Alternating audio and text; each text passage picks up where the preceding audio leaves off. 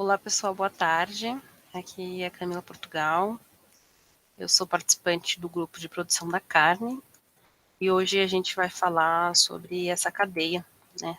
Isso faz parte da matéria de modelos e ferramentas de gestão ambiental com a professora Márcia. Os integrantes do grupo são o Bruno, o Caio, eu, o Cauê, Denise, Gabriela, o Ana, Victório e Vinícius. Bom, então a gente vai fazer um sumário aqui, então a gente vai passar pelo contexto histórico, um pouco da evolução de consumo, o panorama histórico, o desenvolvimento, o mapeamento da cadeia produtiva, os impactos ambientais, sociais e econômicos, o bem-estar, né, maus tratos com os animais de produção, propostas de solução e a conclusão, juntamente com uma referência bibliográfica. Então, começando, né? O que é essa cadeia? Qual é o impacto que ela causa na gente? Como que ela começou? Então, trazendo um pouco do contexto histórico, a gente sempre precisou comer, né? Somos seres onívoros, então a gente come tanto carne quanto vegetais, legumes, então a gente tem essas duas fontes de nutriente que permite a gente sobreviver. Então, falando um pouco mais da carne, né, ali na Europa, na América, ela não era frequente, né, até o século XVIII. Então, porque ela dependia demais da criação doméstica, dos animais de caça, era todo um sistema muito mais arcaico e necessário, né, você ter o matador do animal, então era algo muito mais artesanal. Mas com o advento do transporte refrigerado, né, lá para a década de 70, 1870, tivemos grandes líderes desse segmento, que foi a Swift e a Armour, né, que eles foram desenvolvidos pelos matadores de Chicago e deles fizeram algum cinturão ao longo de alguns estados nos Estados Unidos. Né? Então, utilizando, né, esse incremento tecnológico que foi a possibilidade de refrigerar a carne, algo que antes não era visto, né? Então matou a carne e ali o açougueiro ele já vendia as partes, foi um trabalho muito mais de fazer na rua, já ter marcado a carne, então era um outro processo, e daí com esse advento tecnológico favoreceu, né, juntamente com a ferrovia que tinha ali, o transporte e a capilaridade dessa carne. Em termos de evolução de consumo, né, a gente tem que a FAO, que é um braço da ONU, né, na parte de alimentação e agricultura, ela estima que a gente vai haver, né, um aumento de 76% no consumo de carne até 2050, que também está muito entrelaçado com essa percepção de bem-estar social, juntamente, né, com maior poder aquisitivo. Então, esse olhar para a carne até é um pouco de status, né? Isso não é de agora, assim, já antes a gente tem relatos de que certas pessoas comiam um tipo de carne, né, e outras não, justamente pela dificuldade de acesso e preço e tudo mais. Esses dois gráficos aqui, extraídos do site da FAO, eu peguei eles referentes a Brasil mesmo, né, que a gente fala sobre o uso da terra, e o outro sobre a área para agricultura. Nesse primeiro gráfico da esquerda, dá para a gente ver que boa parte do uso da terra no Brasil é para agricultura, né? E uma outra parte é para outros usos da terra. Então, esses dados eles vêm desde 1961 a 2019, então eles demonstram, né, que a terra aqui no Brasil é de maior parte do uso agricultural. Em termos dessa área, como ela é utilizada, né? A maior parte dela é para pastagens e prado, né, que é essa partinha amarela do gráfico da direita, e uma outra parte que é de aragem também, que é uma maior em azul. E o que resta é para culturas permanentes. Também, né, disso vem as problemáticas que a gente tem sobre o uso do solo, né, em termos de preservar a biodiversidade que a gente tem e não desmatar, que a gente está tentando mudar essa ótica, né, hoje em dia, né, com a COP26 que vai ter, todas essas situações que estão acontecendo e o Brasil está no spot, né, não de uma maneira positiva, infelizmente, então tudo se deve ao jeito que a gente faz a gestão da área aqui também. Falando um pouco mais da economia no panorama brasileiro, né, a gente tem que essa é a evolução da pecuária, né, no Brasil, assim, tanto da carne bovina, a suína, quanto a de frango. Então, dá para ver que desde 1994 a 2016 teve um aumento significativo. né? E o Brasil também ele se destaca como exportador de carne, né? Sendo o maior produtor de bovinos do mundo, inclusive. Indo um pouco mais, né? Falando de peixes, né? Nesse contexto das carnes, incluindo os peixes, a gente tem a importação de peixes pequena ainda, porque o nosso mercado interno ele consome boa parte do que a gente produz, né?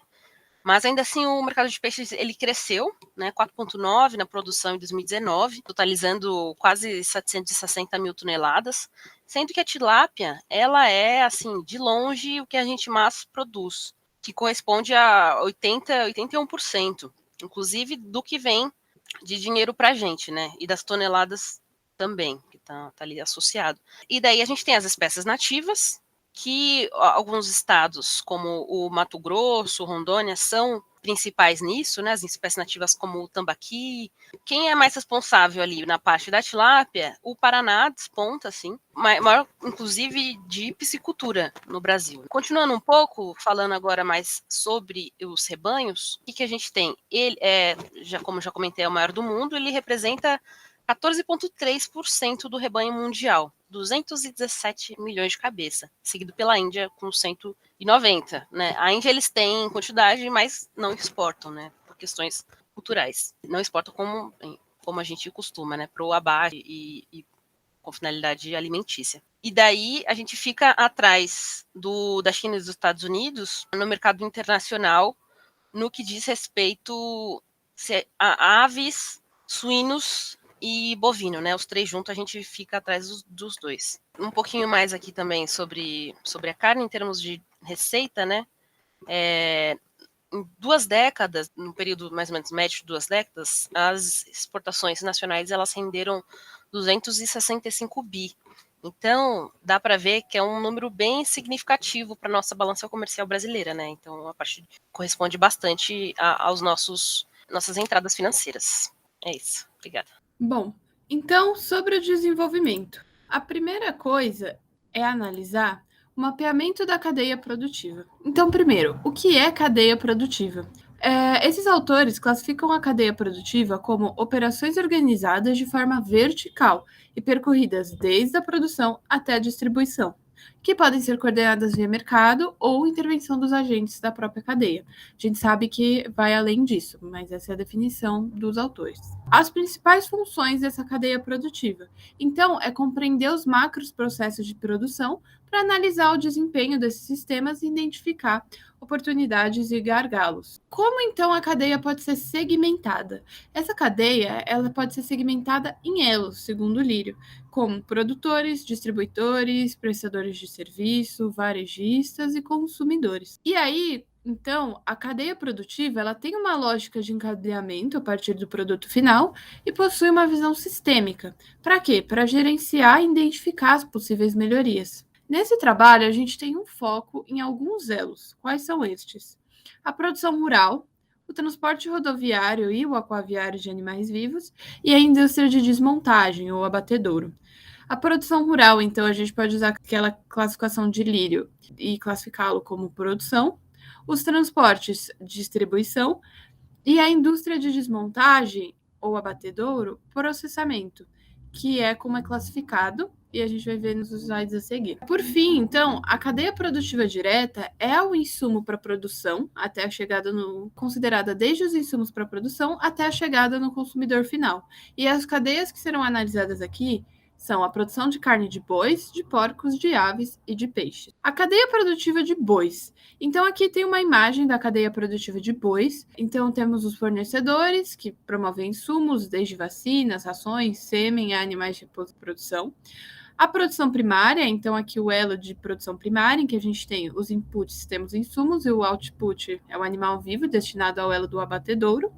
O elo do abatedouro, ele produz tanto produtos comestíveis no primeiro processamento, como produtos não comestíveis. Depois tem um segundo processamento e a distribuição e varejo. É interessante destacar que nessa figura, o transporte rodoviário e o aquaviário de animais vivos não está representado de forma explícita, mas eles são muito importantes, tanto para levar os animais de abate para o local do abatedouro nacional, ou também para exportação, porque isso acontece de forma bem expressiva. A cadeia produtiva de porco. Os porcos, o desenho é mais ou menos parecido. Você tem os insumos dos fornecedores, a produção, o abate e processamento e a distribuição. Então, é bem semelhante com a cadeia bovina, principalmente no elo de produção rural e de abate. E, novamente, aqui o transporte rodoviário e o aquaviário de animais vivos não estão explícitos na imagem, mas, novamente, são importantes tanto do local de produção para o abatedouro como para a exportação. A cadeia produtiva direta de aves, ela tem etapas de produção de insumos bem definidas, né, que são os avozeiros, os matrizeiros e os incubatórios. Os avozeiros importam ovos de linhagens avós. Os matrizeiros, eles são responsáveis pela produção de pintinhos comerciais e os incubatórios são responsáveis pela incubação dos ovos advindos do matrizeiro. E aí a gente tem a criação, de fato, de frangos de corte. Então, esse é o elo de produção. Aí a gente tem aqui o elo de abatedouros e frigoríficos, que são os processamentos, e a distribuição. Então, novamente, o transporte rodoviário e aquaviário de animais vivos não são destacados nas imagens, mas eles são um processo importante para levar do local de produção para o abatedouro e para exportação. Também acontece exportação de frango vivo. Por último, a cadeia produtiva direta de peixes. Aqui tem uma figura do arranjo produtivo da piscicultura. Ela é um pouco mais distinta porque se trata de um animal aquático, mas no geral existe semelhança do processo em todos os elos. Então, a gente tem aqui os insumos como alevinos, ração, máquinas, o processo de engorda, que já é o elo de produção, de fato, processo de abate, que vem como industrialização ou simples abate, e a exportação e distribuição. É interessante destacar que os processos de transporte de animais vivos acontecem principalmente até o frigorífico e de forma rodoviária. A exportação de peixes vivos ela não é tão expressiva quando se trata de consumo, diferente do que são os peixes ornamentais. Mas a de peixes vivos não é tão expressiva. Por fim, a conclusão da cadeia produtiva direta é que as cadeias elas têm processos distintos, mas os elos, a forma de encadeamento dessas cadeias são muito similares. Pessoal, prazer. Meu nome é Gabriela Sabino. Eu vou mostrar para vocês parte do que a gente desenvolveu aqui com relação ao fechamento do ciclo da cadeia produtiva das carnes, olhando para a cadeia reversa. As similaridades que já passaram para vocês com relação à cadeia direta, elas continuam quando nós falamos da cadeia reversa de produção de carnes.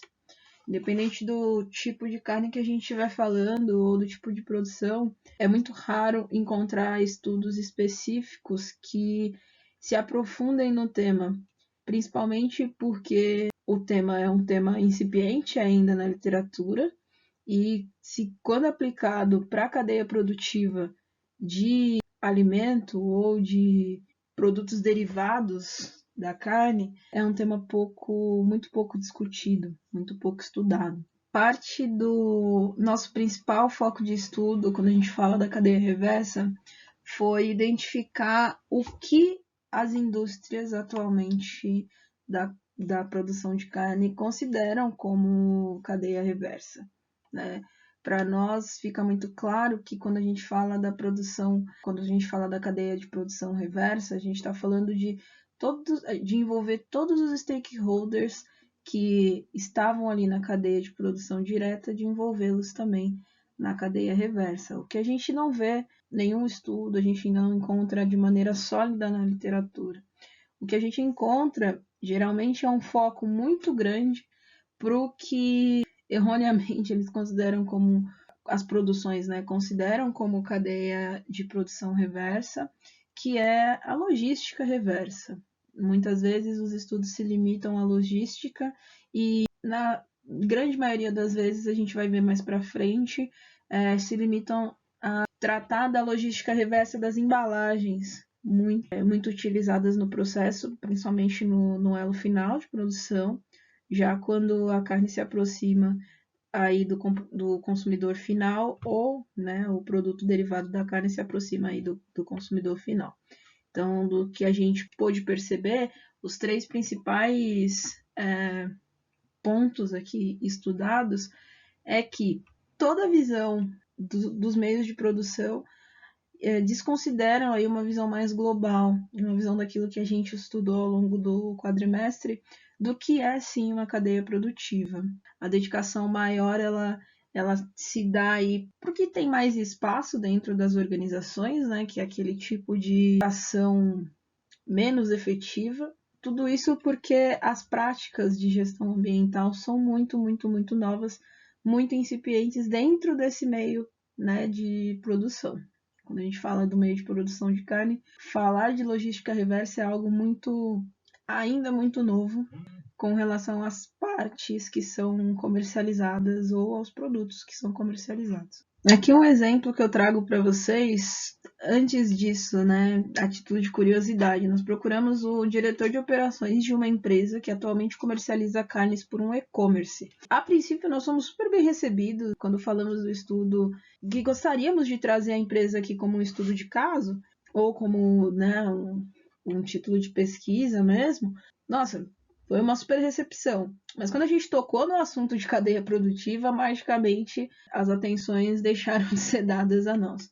Justamente porque é muito comum enxergar nesse ramo de produção, né, principalmente quando a gente fala de carnes, uma preocupação sim com o meio ambiente, mas não é uma preocupação tão legítima. Uma coisa que eu trago nesse caso, especificamente da Swift, é que a Swift, que é uma grande revendedora de carnes, começou a fazer compensação ambiental das suas embalagens. O que parece ser, a princípio, algo muito positivo, mas quando a gente para observar, é sempre uma atitude, né, um pouco contraditória, vamos dizer assim. Aqui, a própria coordenadora de pesquisa e desenvolvimento da empresa fala que, como as embalagens pós-consumo de nossos produtos têm um destino disperso, decidimos fazer a compensação dessas embalagens, além do estabelecido pela Política Nacional de Resíduos Sólidos.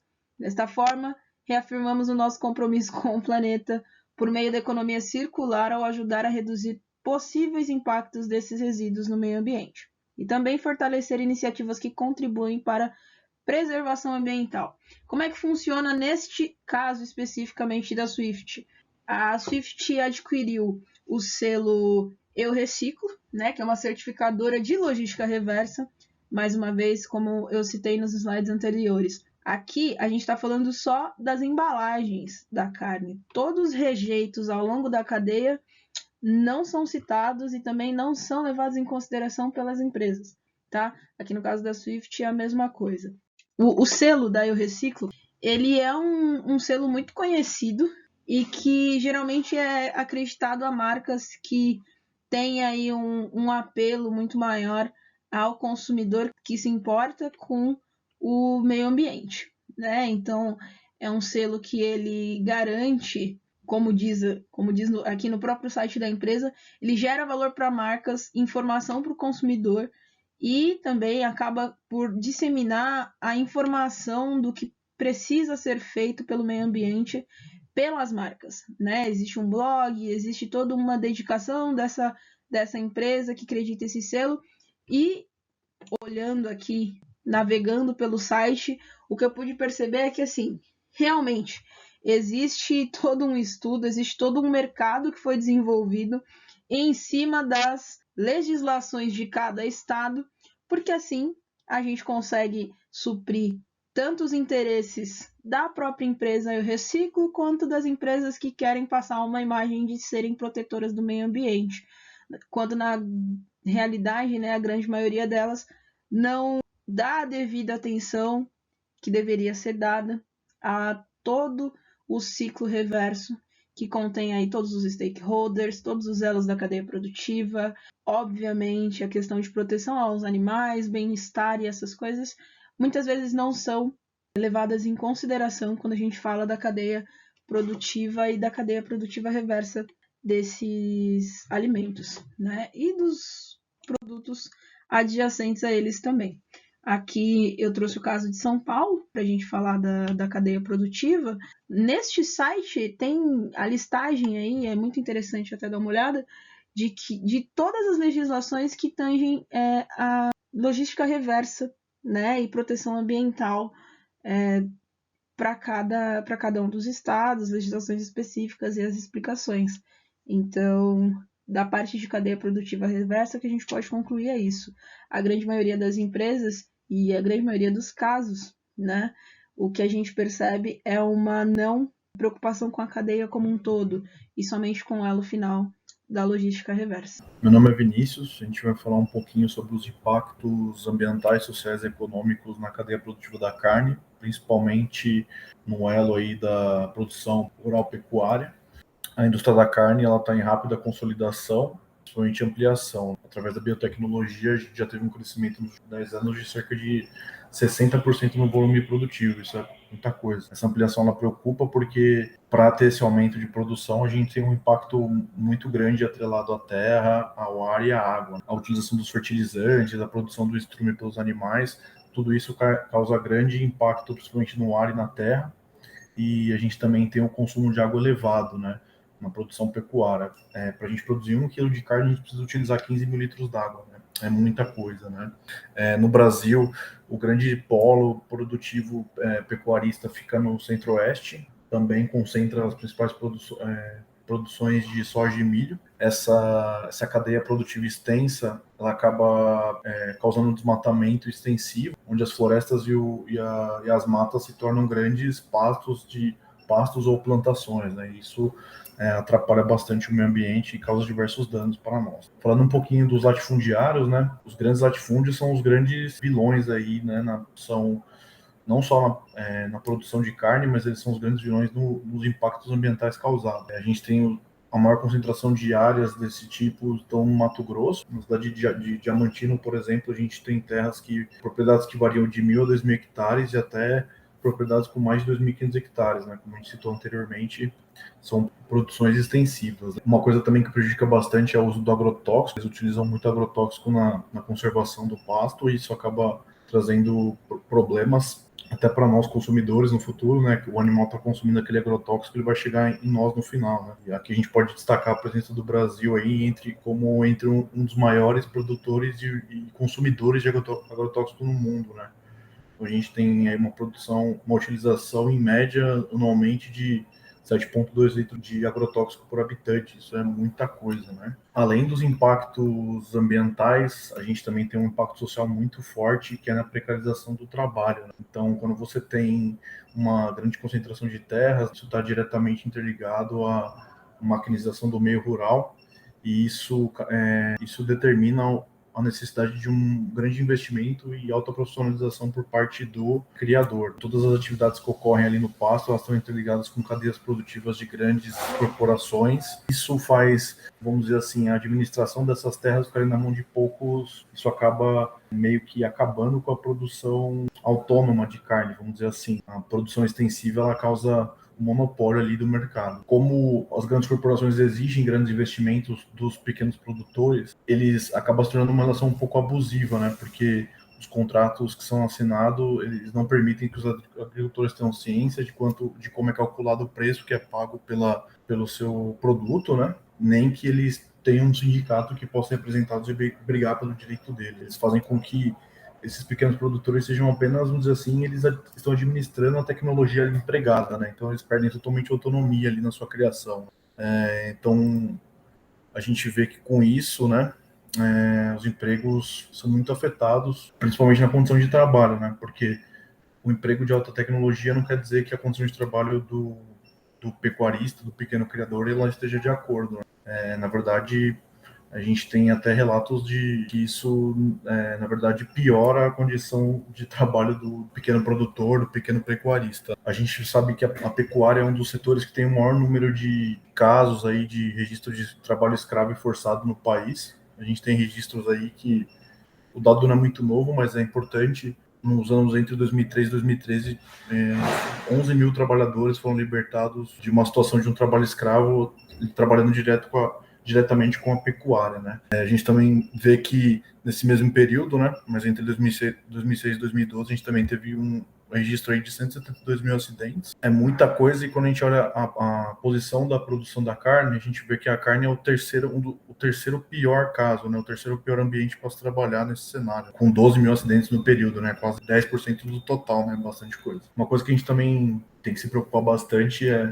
tratamento que o gado sofre no pasto. A gente tem um uso muito grande de antibiótico, está diretamente ligado à geração de novas superbactérias e também de processos alérgicos. Mais de 80% dos animais que são criados nesse tipo de produção, eles recebem antibiótico. Isso é bem preocupante, porque pode criar uma superbactéria que transmita na cadeia inteira e pode chegar a nós, consumidores finais. E também não é saudável ficar consumindo uma composição química ali que não é natural. O que preocupa bastante também é que essas superbactérias, normalmente, elas já não têm cura, porque elas são resistentes aos antibióticos. Bem complicado aí essa parte, porque quanto mais o antibiótico é utilizado na cadeia, maior a chance de uma superbactéria ser gerada e, consequentemente, se impactar em nós, consumidores finais. Falando um pouquinho também do bem-estar do animal, né, como os animais estão sempre sendo vacinados, medicados, monitorados, acaba tendo também uma grande parcela dessa produção sendo feita em espaço confinado. Tira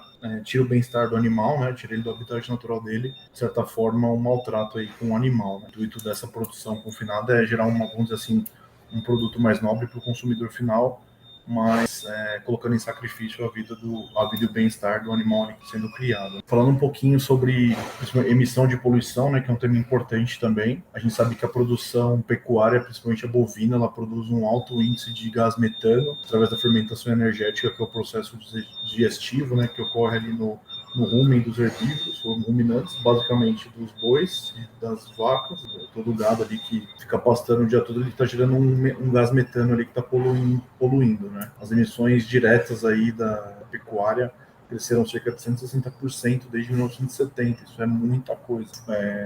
A Organização das Nações Unidas, né, para a Alimentação e Agricultura, a carne, ela é um dos maiores responsáveis pelos mais sérios problemas ambientais. A pecuária é responsável por cerca de entre 14% e 18% das emissões totais de gases de efeito estufa, né, em todo o planeta. Então é muita coisa para um único setor, né? A gente tem outros setores que poluem muito, como a produção de óleo e gás, carvão, energia, né, energias não renováveis, né? Mesmo assim, a produção pecuária ela é responsável por quase 20% da produção total de gases por efeito estufa, né? Um dado importante aí, a produção de 1 kg de carne bovina no Brasil, ela gera cerca de 335 kg de gás carbônico. Então é muita coisa mesmo, né? Só para a gente fazer uma correlação, essa produção equivale a um percurso de 1.600 quilômetros de um carro europeu. E cada quilo de carne produzida é como se a gente tivesse um carro rodando nas ruas cerca de 1.600 quilômetros. A porcentagem também eleva um pouco quando a gente fala de gases como óxido nitroso, né? Que ele é oriundo do esterco e ele é 296 vezes mais prejudicial que o CO2, né? É bem preocupante. A gente vê que a produção pecuária ela é um dos principais aceleradores aí do efeito estufa. E para finalizar essa parte, a gente também vê que a gente tem a emissão de 64% de amoniaco, que contribui de forma significativa para a produção de chuva ácida, que é um outro impacto que também é exercido pela produção rural e pela emissão de gases do esterco do boi. Além desses impactos ao ambiente, a produção animal ela é o maior responsável pelo desmatamento da Amazônia Legal. A gente tem um impacto em ar, em água, como a gente comentou, impacto em nós, consumidores finais, e além de tudo isso, ele ainda é o maior acelerador aí do desmatamento. Saindo um pouquinho fora da caixa, aí, falando de outros temas, além da produção pecuária, né? A gente tem que falar um pouquinho sobre a produção dos peixes. A escassez de peixes em muitos rios está diretamente atrelada à utilização de agrotóxicos nas plantações de soja, algodão e milho, né? Quando a gente utiliza agrotóxicos nessas três plantações, a gente acaba poluindo o rio de forma indireta, né? Está diretamente interligado aí à falta de peixe. Os peixes também são muito afetados pela construção de hidrelétricas, desviam ali as águas e modificam o meio onde eles vivem, então se torna um local inabitável para esses animais. Também eles são fortemente afetados pelo esgoto não tratado, né? Que é o que a gente vê, por exemplo, no Rio Tietê, em São Paulo. É um rio que antigamente, muitos anos atrás, né, tinha os peixes ali, hoje em dia a gente não tem mais devido à poluição. Uma das soluções sociais que é encontrada para esses casos, né, porque como a gente tem uma baixa incidência de peixes em pequenos rios, em rios, vamos dizer assim, onde não estão localizados os grandes pisciculturistas, né, o que acaba acontecendo é a mesma coisa que acontece na pecuária, né? Os pequenos pescadores eles têm que se unir aos grandes produtores e isso acaba trazendo os mesmos efeitos que a gente mencionou anteriormente. Para concluir essa parte, então, a gente vê que a gente tem um impacto bem alto aí, não só ambiental, mas também social. Vale ressaltar aí que, além dos impactos causados pela produção, a gente tem um impacto no produtor rural ali, que muitas vezes acaba sendo até esquecido. A gente vê que as grandes empresas, que seriam as organizações que deveriam sedimentar melhor aí a produção, fontes renováveis, fontes mais sustentáveis de produção, e também zelar ali pelo bem-estar dos pequenos produtores, acabam não cumprindo essa parte, né? Eles acabam ocupando uma grande área, né? Uma grande extensão de área, tem a concentração de terra, e isso gera os conflitos sociais devido à baixa disponibilidade de terras ali para os pequenos produtores atuar, e consequentemente piora muito a condição ali do trabalhador. Nessa parte é isso. Agora a gente vai falar um pouquinho sobre o transporte e obrigado. Agora vamos falar sobre o transporte rodoviário e aquaviário de animais vivos. Essa etapa da cadeia produtiva da carne é a etapa que antecede, né, o abate desses animais. Então é a viagem que leva esses animais até o frigorífico. Vamos começar falando sobre como ocorrem essas viagens, né, as características dessas viagens, e sabendo essas características a gente pode tentar ver quais são os impactos intrínsecos a essas viagens, né, a esses transportes. A começar, como que ocorrem esses transportes? Primeiro, eu preciso falar que será sobre bovinos, suínos, aves e peixes, e basicamente, de modo geral, o transporte é feito sobre caminhões, nas rodovias, né, ou sobre navios, nas rotas marítimas. E nesse segundo caso, é utilizado mais as rotas marítimas para exportação, né. Para ser efetuada, né, o transporte desses animais, é necessário compartimentos específicos de carga para cada espécie a ser transportada. Aqui eu coloquei uma imagem, né? A gente pode ver que está o navio, né, para levar, e também um caminhão que traz do campo, né, da produção rural até o navio para ser feita a exportação. Caso não fosse feita a exportação, provavelmente esse caminhão ia ser levado para um dos frigoríficos, né? Outro caso aqui é o transporte de peixe, em que os compartimentos são bem intrínsecos, né, ao transporte de peixe, né? São usados tanques sobre caminhões, tanques com água e gelo, normalmente, e aqui é levado onde é feito o transporte dos peixes, né? Quando falamos do transporte de um animal bovino, por exemplo, a gente precisa entender quais são as características desse meio de transporte, desse compartimento de carga, na verdade. O compartimento de carga de um bovino, ele será, né, necessariamente bem diferente do compartimento de peixes, por exemplo, né? Que aqui no caso dos peixes, são utilizados tanques com água e gelo, normalmente, para efetuar esse transporte. Aqui são bois, são bovinos sendo carregados aqui do caminhão para o navio. E como você pode ver, tem bastantes andares aqui, aloca bastantes animais. Porém, vamos ver mais adiante que há algumas preocupações quanto a esse transporte. Aqui falamos um pouco sobre os cuidados necessários a cada viagem, né, ou a cada tipo de animal. É necessário, né, um treinamento ao motorista que vai fazer a viagem do caminhão, né, um bom tratamento com os animais durante essa viagem, e diversos cuidados quanto ao bem-estar. Temos também um manual, né, que o Ministério da Agricultura, Pecuária e Abastecimento disponibiliza, que nele elenca, né, as boas condutas, as boas práticas de manejo durante o transporte desses animais. E por que esse transporte é importante? Por que seguir essas regras, né? Por exemplo, aqui, dimensões do compartimento, quantidade de animais por metro quadrado, condições de estrada, tem que se atentar a todos esses fatores quando for realizar um transporte com animais vivos, né? Por que é importante? Quando não se tem esse cuidado com o bem-estar animal, com a prática do transporte de modo geral, não se atenta às dimensões específicas, às características específicas a cada espécie, teremos um menor bem-estar animal e também, consequentemente a isso, uma menor eficiência econômica. Adotar essas boas práticas durante o transporte se vê necessário, pois teremos um menor impacto sobre o bem-estar dos animais, que é uma preocupação social bem grande hoje em dia, né? E também, quando é cuidado sobre o bem-estar animal, quando é dada a atenção necessária, temos uma menor perda econômica, e já vamos chegar lá no porquê que há essa perda econômica quando os animais não são bem tratados, não são bem cuidados durante esse transporte. Aqui embaixo eu resolvi elencar o que pode acontecer caso você não dê atenção sobre o bem-estar dos animais, e eles começam a ficar estressados, aumenta a temperatura corporal deles. Esses efeitos podem trazer quedas e condições dos animais durante a viagem, e essas quedas e condições trazem ineficiência econômica. Aqui, de acordo com o artigo de Mendonça, 2015, é possível perceber que não adotar essas boas práticas durante o transporte trazem perdas econômicas, perda na qualidade da carne, menos tempo de prateleira, né? Ou até mesmo a perda da carne em si, pois, por exemplo, se o animal vir a falecer durante o transporte por negligência, né? Por péssimas adoção das boas práticas, a carne pode apodrecer durante o transporte, durante o processo, não sendo viável comercializá-la. Quando falamos da exportação desses animais sobre, né, sobre navio, né, em rotas marítimas, fica ainda mais difícil atender aos cuidados quanto ao bem-estar animal. Por termos um tempo de viagem alongado, bem maior do que sobre rodovias, né, manter esses cuidados fica quase impossível, né? Vamos ver aqui.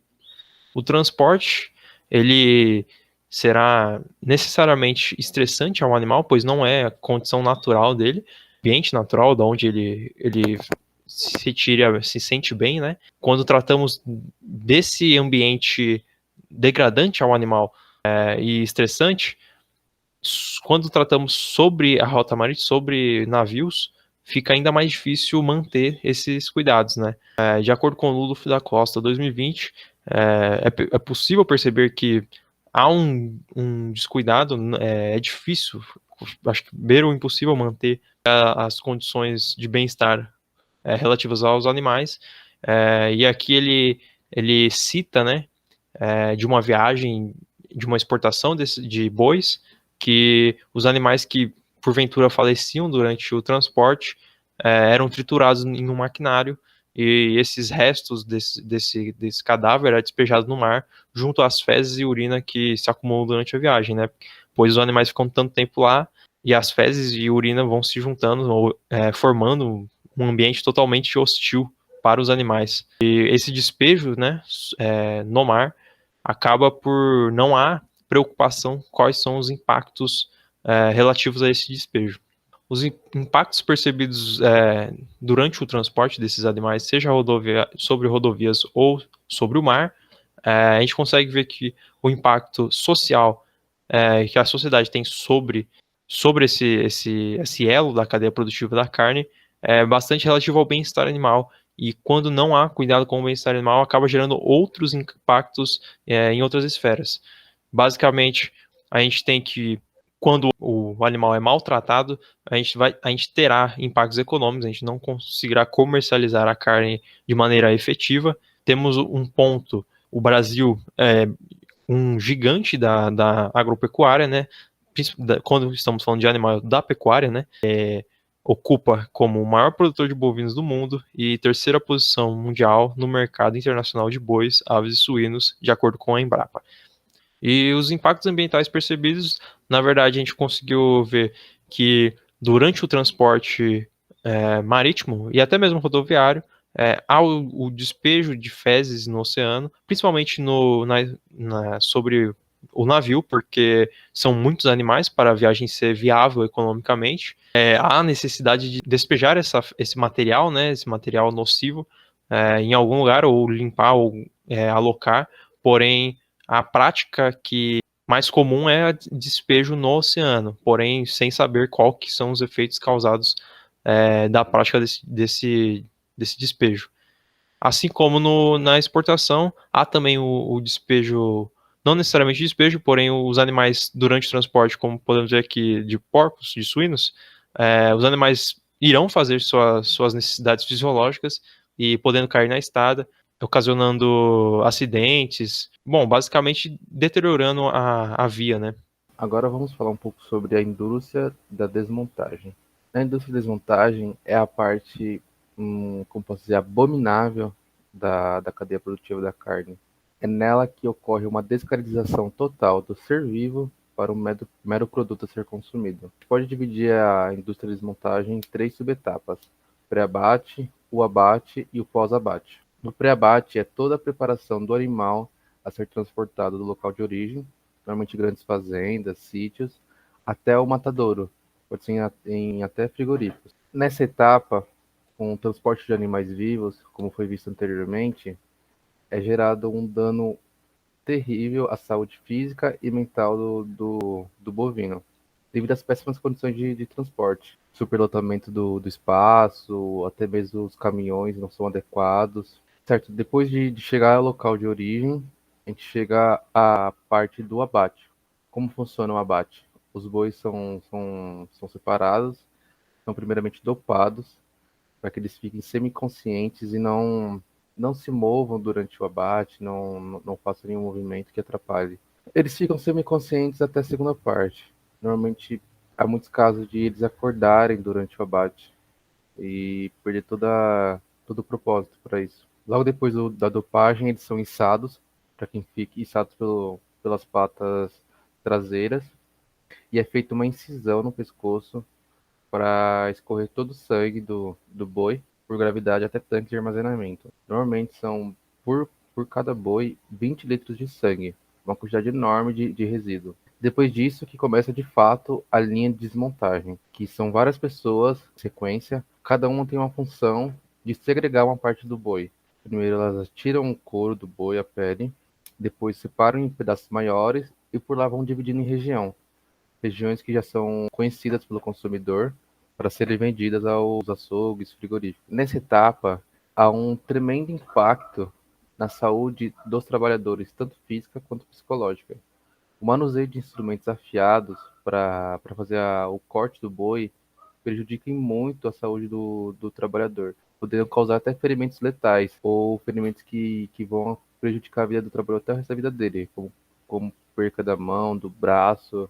E falando sobre saúde psicológica, muitos trabalhadores adquirem transtornos, até mesmo depressão por causa desse trabalho. Certo, depois do boi ser totalmente desconfigurado em regiões, feito a linha então do pós-abate, que aqui a gente tem a inspeção da qualidade, se a carne está apta para consumo ou não. Também ocorre a lavagem.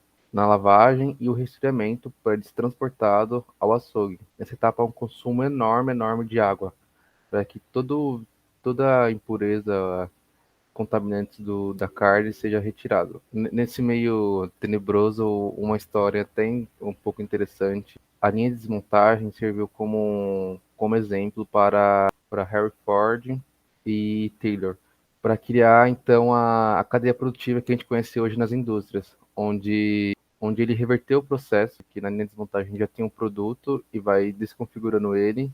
Então Ford segregou em partes de montagem, como é feito na indústria automobilística. Então cada peça chega no funcionário fica fixo no local e a peça chega nele, ele monta e passa para outro funcionário. Então foi uma revolução nas indústrias, criando essa cadeia produtiva subsequente à outra. Então é isso um pouco sobre a indústria de montagem. Agradeço. Agora vamos falar sobre o bem-estar e maus tratos dos animais de produção. A Lei nº 11.977, de 25 de agosto de 2005, capítulo 3, dos animais domésticos, detalha como o transporte, criação e abate de animais deve ser realizado, de modo a causar menos sofrimento e maus tratos aos mesmos, já que a criação de animais para consumo em grande escala é realizar da existência dessa lei, a realidade da produção de animais para consumo é bem diferente. Tratos desde seu nascimento até seu abate é recorrente e cruel nas grandes industriais, onde são criados mais de 90% dos animais de produção. Os animais criados para consumo são confinados em espaços mínimos, de modo a ter a maior quantidade possível de animais dentro do espaço disponível, visando aumentar os lucros através da diminuição de custos com um espaço maior e apropriado para a vida dos animais. Além disso, muitos não têm acesso à luz natural, contato com o solo e uma alimentação adequada, impedindo que os animais expressem seu comportamento natural. Na produção aviária em grande escala, as aves começam a desenvolver um instinto canibal e começam a bicar umas às outras, devido à situação extrema de confinamento a que são submetidas. Para que isso não seja um problema para a produção, Ao invés da indústria adequar o espaço para um convívio melhor entre as aves, o que ocorre é o corte de seus bicos logo após o nascimento, e, em alguns casos, a amputação de seus olhos. Na produção de frango, por exemplo, as aves vivem aproximadamente apenas 40 dias. Isso porque são abatidas quando atingem o peso de aproximadamente 2,5 kg, o que ocorre neste tempo devido a rações e seleção genética específicas. Os maus tratos podem levar até mesmo à perda da capacidade de locomoção dos animais, por conta do confinamento intensivo e crescimento desproporcional do corpo em relação ao seu esqueleto, que não suporta o crescimento imposto para a indústria do consumo. Os maus tratos continuam até o momento do abate, que, no caso da produção aviária, é feito após o transporte superlotado das galinhas até o abatedouro, onde as mesmas ficam de cabeça para baixo e são eletrocutadas, para que então seus pescoços sejam cortados. Todo o processo é feito sem anestesia ou qualquer cuidado em relação ao bem-estar do animal, como se a indústria estivesse lidando com objetos inanimados e que não sentem dor. A cada minuto, mais de 10.000 galinhas passam por esse processo de abate no Brasil. No caso de galinhas criadas para a produção de ovos ou porcas criadas apenas com o intuito da procriação, inseminadas artificialmente durante toda a vida, os animais são confinados em gaiolas que impedem que realizem seus movimentos, se estiquem ou se virem durante 18 meses ou mais. Este confinamento também é a realidade das vacas criadas para a produção industrial de leite, que são mantidas em gestação constantemente para que a produção de leite continue. São separadas de seus filhotes geralmente poucos dias após o parto e, ao final da vida, são levadas ao abatedouro. Já na produção para consumo de carne bovina, o gado vive a maior parte de sua vida ao ar livre, para depois serem levados para as baias de terminação, onde são alimentados até chegarem ao peso ideal para o abate. Porém, o tempo que vivem ao ar livre tem diminuído cada vez mais, pois hoje vivem aproximadamente 6 meses de suas vidas nessa maneira, sendo que há 20 anos viviam assim por 2 anos antes de serem levados para as baias de terminação. Na produção intensiva de carne bovina, a maior crueldade cometida do ponto de vista moral é na produção do baby beef. Os bezerros são separados de suas mães com poucos dias de vida e são mantidos em celas sem nenhum contato com outro animal, onde são alimentados basicamente de líquidos com muita deficiência de ferro, para que sua carne permaneça branca e macia. A mudança de comportamento nos porcos criados para consumo também acontece, pelo mesmo motivo do confinamento inapropriado. Para que o comportamento agressivo dos porcos não cause problemas para a produção, seus rabos e dentes são arrancados quando ainda são filhotes, sem nenhum tipo de anestesia ou cuidado com a saúde dos animais. Para a produção do foie gras, um patê considerado uma iguaria francesa, é necessário que patos e gansos sejam submetidos a uma alimentação hipercalórica para que seus fígados cresçam até 10 vezes seu tamanho natural. Nessa produção, geralmente, os animais são submetidos a um regime de confinamento e alimentação através de tubos. Essa prática já é proibida em alguns lugares do mundo, como na Argentina, Alemanha, Noruega, Reino Unido, Estado da Califórnia e Estado de São Paulo. A produção intensiva de peixes, apesar de não ser tão comentada, também causa maus tratos aos animais. A Associação Mercy for Animals, baseada nos Estados Unidos, explica que é necessário saber que, como os animais que vivem na Terra, os peixes também são criados em cativeiro, muitas vezes em águas sujas, onde proliferam doenças e mortalidade. Sem mencionar os métodos cruéis de matança, de lançá-los em água fervente ainda vivos, cortando suas cabeças assim que saem da água, ou até mesmo por uma morte sufocante. Bom, olá, eu sou o Bruno e eu vou falar para vocês um pouco sobre as propostas de soluções. Aqui nas propostas de soluções, nós vamos ver algumas formas e alternativas de combater e minimizar os impactos causados no meio ambiente e aos animais na produção da carne. E nós vamos analisar 3 perspectivas. A primeira é a vegan food, ou a comida vegana. A segunda é a agropecuária sustentável e a CCN. E a terceira, ela vai tratar de diversos subtópicos, que são algumas soluções alternativas. Passando para a primeira, que é a vegan food, a gente tem que, é basicamente a comida vegana, né? Além dela ser uma dieta saudável, ela ainda é uma excelente forma de contribuir para a proteção da natureza e no combate dos problemas sociais. Pois se a gente acabar diminuindo ou até cortando os consumos de carne e laticínios, a gente consegue reduzir muito o desperdício de água, combater a fome, combater o aumento dos gases do efeito estufa e ainda liberar áreas terrestres para os outros fins. Só para a gente ter uma noçãozinha de quanto a gente consegue economizar de água, um boi de cerca de 3 anos consome por volta de 30 milhões de litros de água durante toda a sua vida. Isso se a gente colocar em conta toda a alimentação, os cuidados, a parte do abate e todos os gastos de água que a indústria da carne tem em si, desde cortar, limpar e produzir toda a carne até chegar àquela bandejinha de filé mignon que a gente tem no supermercado.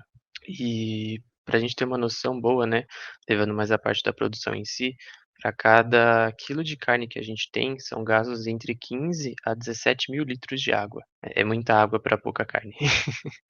Segundo a ONU, né, se a gente pegasse esses 15 a 17 mil litros de água, a gente consegue hidratar uma pessoa por 4 meses, sabe? É muita água. E esse valor varia porque, bom, primeiro que você tem diversas formas de produzir, né? De fazer o corte e tudo mais. Então, dependendo de como é a planta da fábrica, ela consegue gastar ou de 15 a 17 mil. Ainda mais para a gente ter noção, também outro dado da ONU, se a gente reduzisse 10% do consumo de água de toda a pecuária, a gente já teria o suficiente para abastecer o dobro da população mundial, ou seja, não teriam mais pessoas com falta de água. Se a gente fosse partir agora para como a gente consegue combater a fome, é só a gente ver a grande necessidade de terra que a gente precisa para ter todo o pasto para a criação do boi, do gado em geral, né? Se a gente conseguisse alocar toda essa água, essa terra que a gente gasta na produção da carne, para a produção de grãos, verduras, legumes ou frutas, a gente conseguiria produzir muito mais comida e muito mais energia.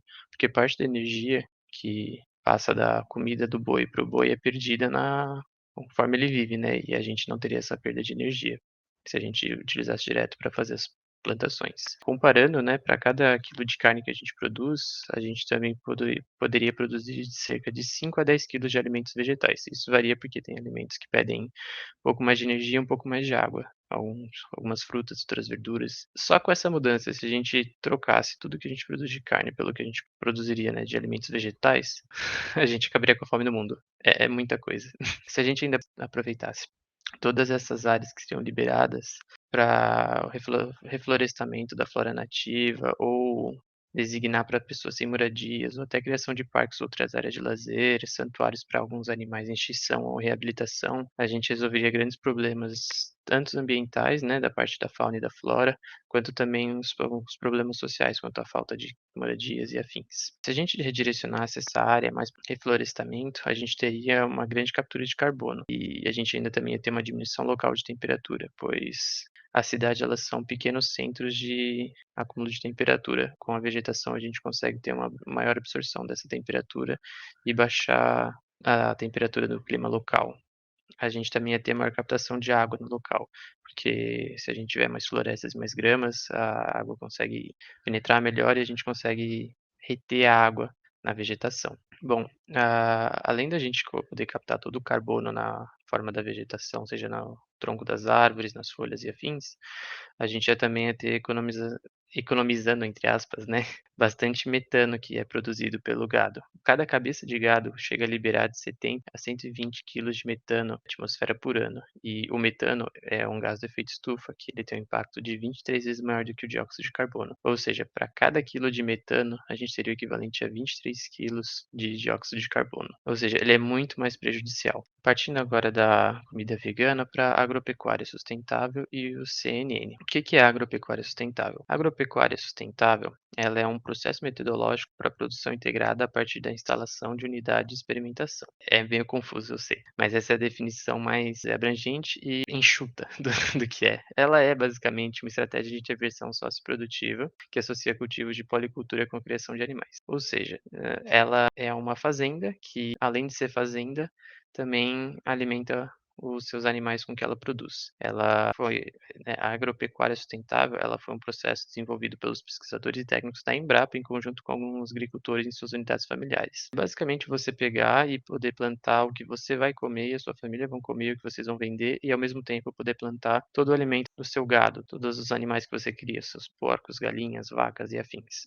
E essa abordagem, ela garante o alimento tanto dos agricultores quanto dos animais. E a partir disso você vai ter também a produção do adubo orgânico com certos da cultura, né? Porque você obviamente não vai conseguir aproveitar tudo. Quem já teve casa no interior ou alguma árvore frutífera em casa sabe que quando dá, você não consegue aproveitar tudo, uma parte sempre sobra. E também a gente vai ter a formação de adubo orgânico dos dejetos dos animais. Como a gente vai ter várias culturas, a gente ainda vai ter um melhor condicionamento do solo, porque a gente não vai ter aquele problema das culturas de plantation, que eram monoculturas que acabavam extraindo sempre os mesmos nutrientes do solo e acabavam deixando ele pobre.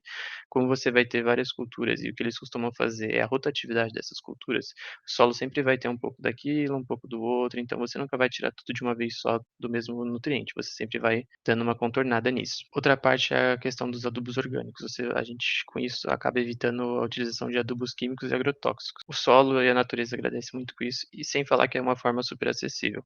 Todas as pessoas do campo conseguem ter isso muito fácil, ou seja, é muito praticável. E partindo do gancho da agropecuária sustentável, a gente tem outra forma que é, de certa forma, similar. Foi a criação do conceito de carne carbono neutro, que é uma marca conceito, parametrizável e auditável.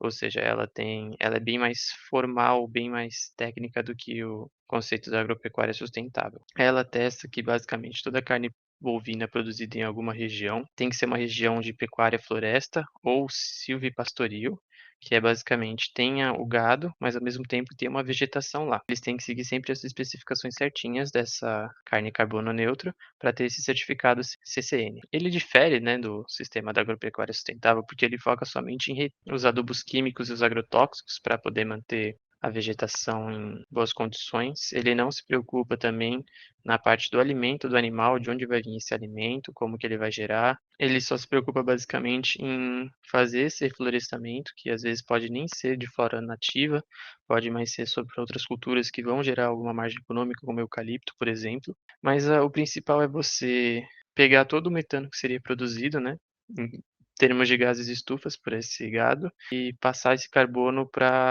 a absorção que as árvores e a vegetação vai estar fazendo no local.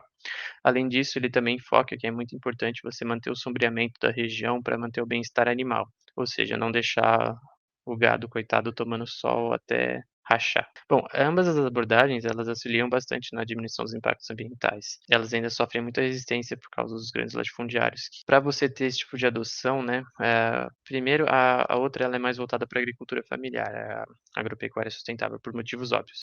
O grande produtor, o grande dono das milhares de cabeças de gado não vai se preocupar em como que ele vai cuidar da comida, ele já tem todo o processo de comprar ração e tudo mais. E também a parte de você fazer o reflorestamento da região, tudo isso toma muito espaço do pasto. E quando você perde espaço do pasto, você perde cabeças de gado fazendo isso, né? Você está perdendo dinheiro. É uma perda que vale a pena se a gente pensar no meio ambiente. Mas, infelizmente, não é o que a maioria das pessoas pensa, principalmente esses grandes latifundiários. Bom, partindo agora para algumas soluções alternativas, a gente tem 5 principais soluções que foram tomadas em conta com o nosso grupo. A primeira seria de uma produção rural enxuta. Bom, essa produção rural enxuta, ela é basicamente focada no desenvolvimento de animais confinados, que é para você evitar essa alta demanda por espaço e poder aproveitar o espaço que seria tomado nesse pasto para fazer áreas de florestamento, criar áreas de lazer, dar mais espaço para a população ou até mesmo destinar para outras atividades da agropecuária. Esse é o ponto positivo, né? Você libera o espaço, mas o ponto negativo é que você acaba diminuindo muito a qualidade de vida do animal. Ele basicamente vai ficar parado num lugar o tempo inteiro. Ele vai comer no mesmo lugar, ele vai usar o banheiro no mesmo lugar, ele vai ter os seus filhos no mesmo lugar, vai dar o leite no mesmo lugar e vai morrer no mesmo lugar. Ele basicamente vai ficar parado a vida inteira e isso é muito triste, muito sofrido para esses animais que acabam não vivendo de fato, né? Eles são como se fosse uma máquina e não mais um animal. A segunda seria a otimização da cadeia produtiva. Bom, a gente pode pegar a cadeia produtiva como qualquer outra cadeia de produção existente no mercado, seja da indústria ou não, e analisar o passo a passo e fazer um formato end-to-end da cadeia de produção. Desde as fazendas, passando pelo matadouro, os frigoríficos, até chegar nos mercados e a gente que é o consumidor. Se a gente fizesse uma otimização, principalmente na parte dos transportes, fazendo alguns DCs, né, os Distribution Centers, ou fazendo alguma coisa mais centralizada, a gente podia mexer muito no que a gente gasta de carbono no transporte.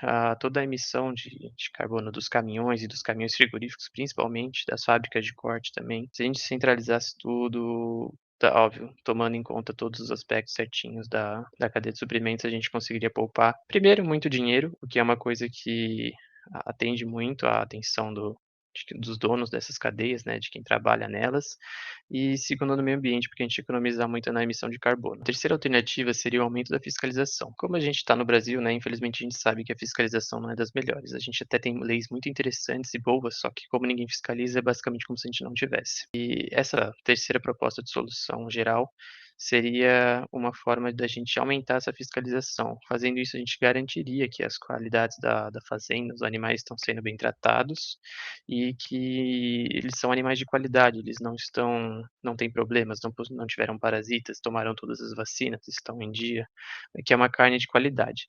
Além disso, outro ponto que a gente também precisa fiscalizar muito são as estradas e os portos, principalmente quando a gente trata do animal vivo, que a gente está fazendo esse transporte do animal vivo. Primeiro, porque existem leis que impedem transportar esse animal vivo de forma cruel, porque muitas vezes eles amontoam um animal em cima do outro, nem se preocupar como eles estão. Alguns animais se machucam, quebram seus ossos, sangram, infeccionam e às vezes até morrem nesse tipo de transporte, dependendo do quão cruel é. A quarta alternativa, né, para a gente ter uma solução, seria o incentivo do governo para criar campanhas de conscientização e engajar a sociedade nos processos de produção da carne. Fazendo isso, a gente podia ter uma grande pressão social para a melhoria do bem-estar animal e de métodos mais sustentáveis para a pecuária. Se todas as pessoas tivessem essa informação de que, de fato, a pecuária é uma coisa que agride muito o meio ambiente, e que se a gente fizesse pequenas mudanças, mesmo que seja um dia da semana, como a segunda sem carne, para a gente deixar de consumir carne, a gente ia reduzir níveis astronômicos de carne, ia economizar muita água, ia ajudar muito o meio ambiente na questão dos gases estufas, a gente podia até diminuir certas áreas de pasto para dar fins mais construtivos. Por fim, a gente tem a quinta alternativa, que é quase uma espécie de solução transversal e ela consiste basicamente na criação de um sistema de rastreabilidade da carne. Fazendo isso, a gente já dá mais transparência ao consumidor do produto, né, que está consumindo a carne. Como que isso seria? Como que funcionaria esse sistema? Bom, cada pedaço de carne que você comprar, seja uma costela no açougue, seja uma bandejinha de filé mignon no mercado, ela deveria vir com um código de produto e um QR Code. Com isso, você poderia ou acessar via web, né, pelo seu código de produto, ou com a câmera do seu celular averiguar o QR Code e, a partir disso, conseguir rastrear todos os elos da cadeia de produção da carne por onde o seu produto passou, desde a fazenda que ele saiu até ele chegar onde você comprou. Como que isso ia ajudar? Se você pudesse conferir de onde saiu, você poderia entrar no site da fazenda ou até mesmo visitá-la para ver se de fato você comprou uma carne que tem um selo, se aquele lugar realmente obedece todas as condições do selo e você mesmo poder fazer uma espécie de auditoria do lugar. Se você gostasse do lugar, você poderia visitar, ver como ele é.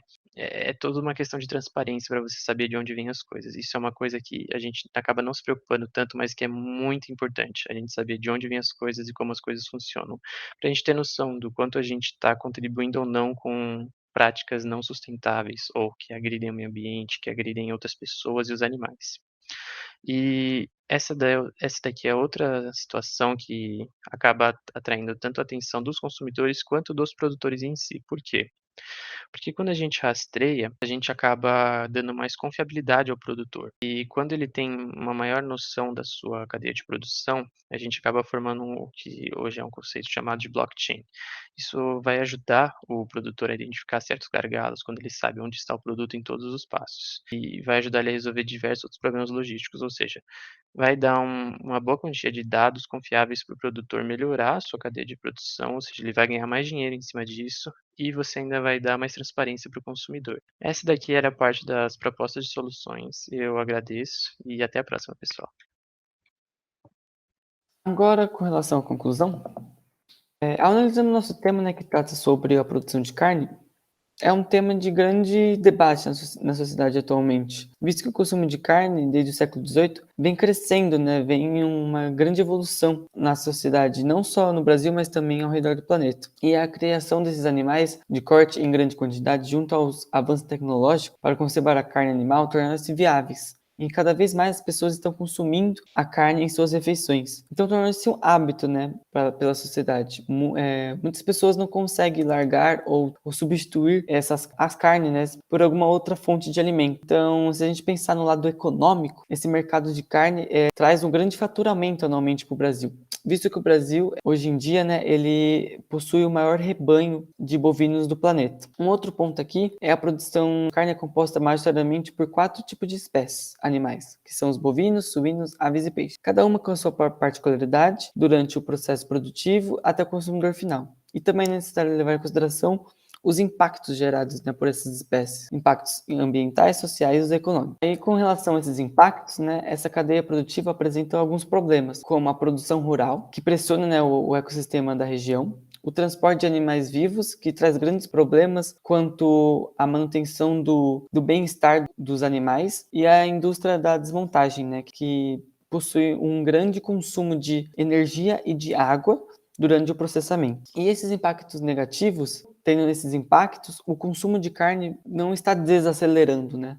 Pelo contrário, está aumentando. Então a gente tem que começar a pensar em soluções e também pensar no nosso futuro sobre a sociedade, decorrente o consumo de carne. Então, pensando em uma produção mais sustentável, assim, eu analisei uma pesquisa aqui da ONU que em 2050 o planeta terá quase 10 bilhões de habitantes. Atualmente é cerca de 7,7 bilhões. Vai ter um grande crescimento, né, durante esses anos aí. Então é previsto um grande consumo de carne e, consequentemente, né, vai aumentar esses impactos, né, tanto os ambientais, sociais e os econômicos. E além disso, né, eu vi uma outra pesquisa sobre o Greenpeace, que é uma organização não governamental ambiental, que estabelece que seja reduzido pela metade até 2050 a produção e o consumo de carne e laticínios, a fim de evitar, né, o aumento das mudanças climáticas e o desastre, né, os ambientais que vem ocorrendo na floresta, solo, na água. Com isso, a gente tem que pensar em soluções mais sustentáveis. Então, com isso, o nosso grupo pensou em algumas alternativas que já vêm surgindo na sociedade, né, e que a gente citou, né, nas nossas propostas, como, por exemplo, os alimentos vegan, a carne e carbono neutro, CCN, produção rural enxuta, otimização da cadeia produtiva da carne como um todo, aumento da fiscalização das fazendas e estradas, incentivo do governo ao criar campanhas de conscientização para engajar a sociedade nos processos de produção de carne e a solução transversal. Então, todas essas soluções podem minimizar, né, esses impactos que ocorrem na sociedade e também aos animais, né, durante a produção da carne. Aqui tem as referências, primeira página aqui.